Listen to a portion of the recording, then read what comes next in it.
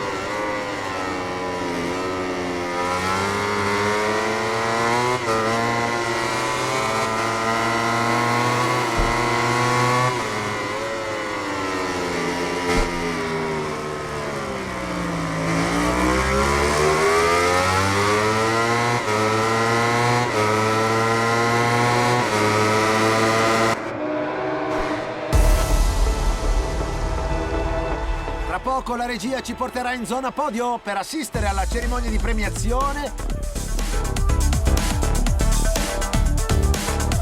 Forse oggi sperava di poter lottare per la vittoria, ma contro piloti di questo calibro anche il terzo posto è un risultato di tutto rispetto.